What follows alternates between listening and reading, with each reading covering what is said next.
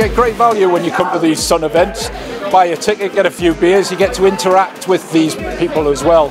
They're not remote characters, they join in, they'll give you a selfie, they'll give you an autograph, and they'll stay and chat to you and discuss anything you want to discuss. I've always played front row, so it's good to meet Will, being an Englishman. The guys on stage were like involved in the banter, and so that makes it like an environment where you feel you can ask a question and you know you're going to get an answer that you want. So it was just kind of like sitting at home with your friends and just kind of like asking them any questions.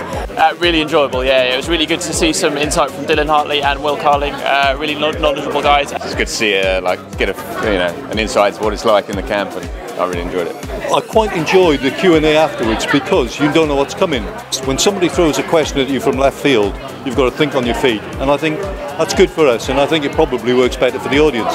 So it's nice to see players as close up and have a chat with them, because people who just watch internationals probably have a slightly different view of it. I think they give a real insight into what it's like to be a rugby union player, what it's like to be in a World Cup, what it's like when the country get behind you, how important it is that the country get behind you, and perhaps the other side of it, in Dylan's case, about being suspended, must be gutted.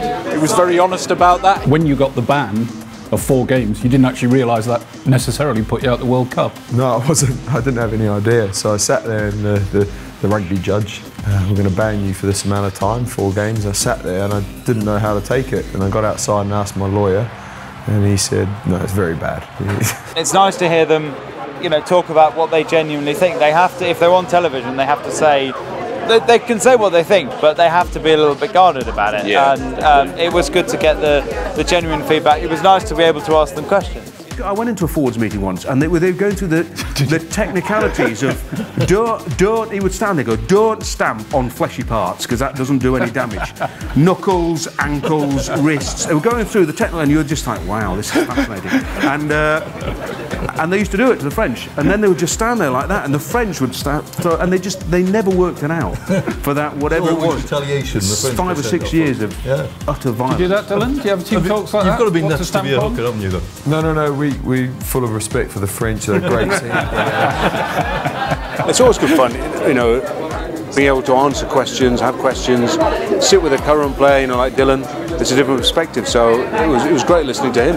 It was hard to get a word in with Will. He just loves the microphone, but it was good fun, nice and intimate. They want to come and talk to ordinary people, and they enjoy the fact that the people love the sport and they want to know what they think about it. Equally, the people out there want to know what they think about it. I think tonight we saw a classic example of what a great Sun event is and how everybody enjoys themselves. I've been texting all my friends all night who I invited along with a spare ticket and didn't come. They completely missed out on a fantastic evening. I've had a really good time. It's been really, really interesting. I enjoyed it a lot.